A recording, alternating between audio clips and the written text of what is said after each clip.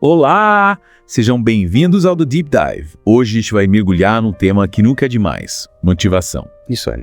E para me ajudar a desvendar os segredos da força de vontade, da superação, de como a gente transforma sonhos em realidade, a Vanessa.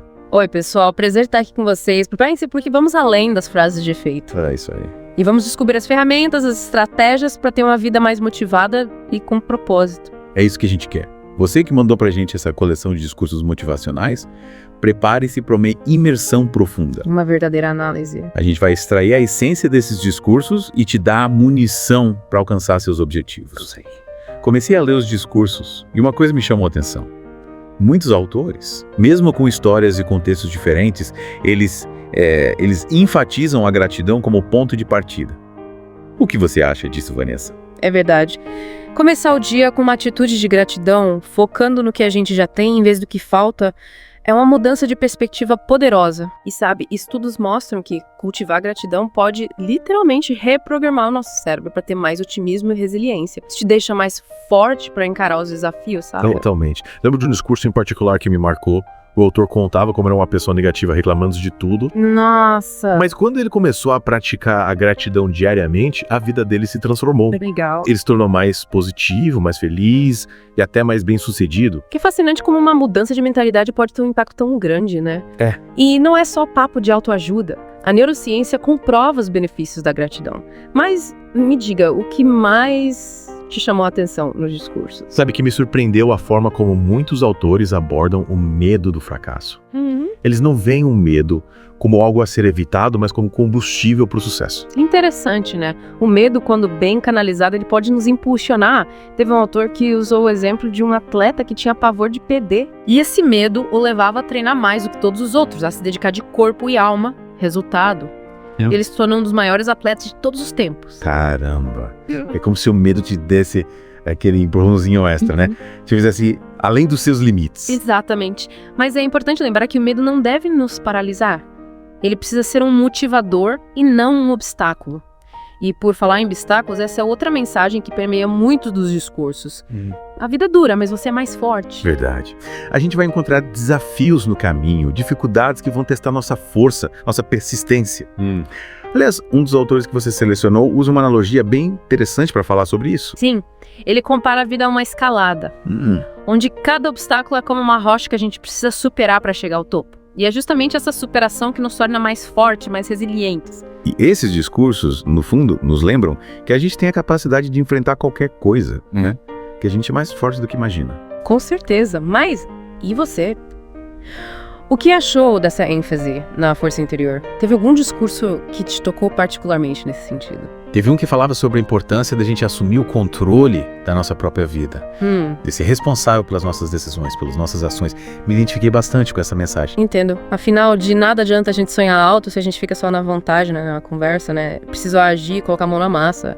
E muitos dos autores que você selecionou dão dicas práticas de como fazer isso. Sim. Teve um que sugeriu criar um plano de ação detalhado, com metas específicas, com prazos, com estratégias para alcançar cada objetivo. Achei super prático. Organização é fundamental. Outro autor fala sobre a importância de ter disciplina, de criar uma rotina que te ajude a se manter focado nos seus objetivos. Acordar cedo, ter um horário definido para trabalhar nos seus projetos, eliminar as distrações, sabe? Coisas simples, mas que fazem toda a diferença. É como se a gente estivesse construindo uma estrutura para sustentar os nossos sonhos, né? E falando em sonhos, o que me chamou a atenção foi como muitos autores falam sobre o poder da expectativa, da crença em si mesmo e na capacidade de realizar os seus sonhos. Ah, sim! Eles falam sobre viver com propósito, com a certeza de que grandes coisas vão acontecer. É como se a nossa mentalidade moldasse a nossa realidade. Tipo, se você acredita que vai dar certo, as chances de sucesso aumentam consideravelmente. Exatamente. É o que a gente chama de profecia autorrealizável. Quando você acredita em algo com todas as suas forças, você age de forma a tornar aquilo realidade. Teve um autor que usou o exemplo de um vendedor que tinha certeza de que seria o melhor da equipe. Nossa! Ele se preparava incansavelmente, estudava as técnicas de venda, se relacionava com os clientes de forma impecável. Resultado, já bateu todas as metas e se tornou o vendedor número 1 da empresa. Que jamais. Mas e quando a gente tem aquela vozinha na cabeça dizendo, não vou conseguir, não sou bom o suficiente, como lidar com isso? Aí a gente precisa desafiar essa vozinha, essa crença limitante. Teve um autor que sugeriu questionar essa crença. Por que eu acho que não consigo? Quais são as evidências que sustentam essa crença? Muitas vezes a gente descobre que essa crença não tem fundamento, que é apenas um medo disfarçado. E aí voltamos para aquela ideia de usar o medo como combustível, transformando ele em motivação para provar que a gente é capaz. Faz todo sentido. Mas é importante lembrar que a motivação é só o primeiro passo, né? Ela te dá o impulso inicial, mas é a disciplina, a persistência, o trabalho duro que te levam ao topo. Concordo. Um dos autores resume isso muito bem. A motivação é o que te faz começar, o hábito é o que te faz continuar. Perfeito. Mas, continuando nossa análise dos discursos, outro ponto que me chamou a atenção foi a ênfase na paciência. Na importância de entender que o sucesso não acontece da noite para o dia, né? É a famosa jornada, cheia de altos e baixos, de vitórias e derrotas. O que você acha disso? Acho fundamental.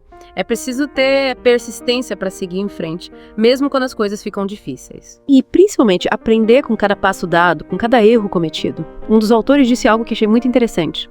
O fracasso não é o oposto do sucesso, é parte do caminho. O que você acha disso? Concordo plenamente. Errar faz parte do processo de aprendizado.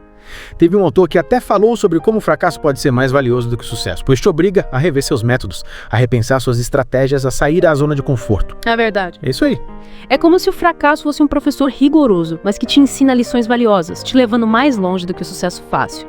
E você? O que aprendeu com seus fracassos? Essa é uma pergunta que eu sempre me faço, sabe?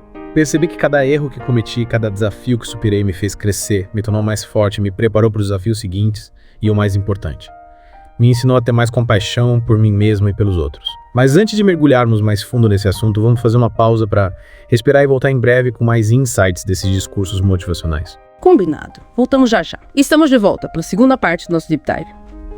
No bloco anterior, a gente estava falando sobre a importância de aprender com os fracassos e ter compaixão por nós mesmos, né? Mas voltando aos discursos que você selecionou, percebi que muitos autores exploram a importância de encontrar um propósito de vida. O que te chamou a atenção sobre esse tema? Muitos autores falam sobre essa busca interna, sabe? Se conectar com seus valores, paixões e talentos para descobrir qual é a sua missão nesse mundo. Um deles até compara essa jornada de autoconhecimento a descascar uma cebola, onde cada camada revelada te aproxima mais do seu verdadeiro eu. Que metáfora interessante. Realmente, encontrar nosso propósito exige que a gente se olhe no espelho e seja honesto com nós mesmos, né? E pode ser um processo desafiador, com altos e baixos.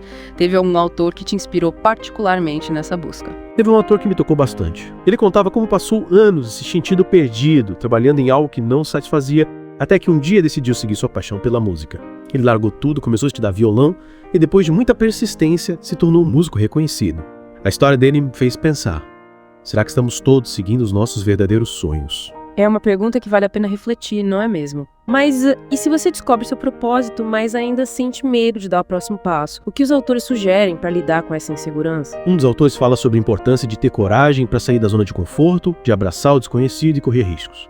Ele diz que o medo é natural, mas não podemos deixar que ele nos paralise. Ele usa uma frase que achei incrível.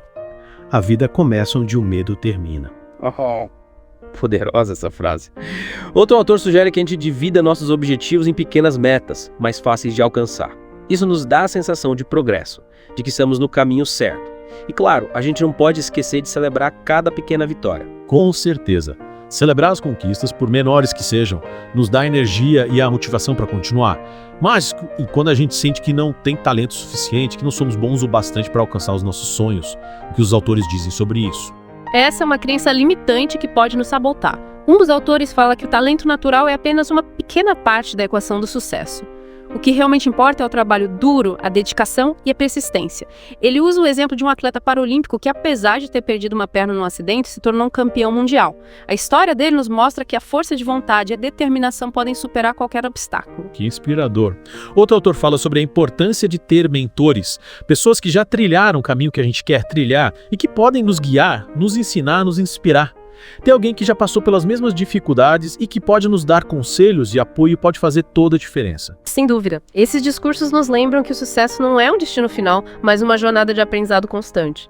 E ao longo dessa jornada a gente vai encontrar desafios, obstáculos, momentos de dúvida e de medo. O importante é ter resiliência para se levantar depois de uma queda e seguir em frente. É como dizem, cair é humano, levantar é divino. Mas e quando a gente se compara com os outros? Quando a gente sente que não somos tão bons, tão talentosos, tão bem-sucedidos quanto as pessoas ao nosso redor? Como lidar com essa armadilha da comparação? Essa é uma questão que muitos de nós enfrentamos. A comparação com os outros pode ser um verdadeiro ladrão de felicidade. Um dos autores fala sobre a importância de focar na nossa própria jornada, de comparar o nosso eu de hoje com o nosso eu de ontem. Ou seja, competir com a gente mesmo, buscar sempre a nossa melhor versão. Exatamente.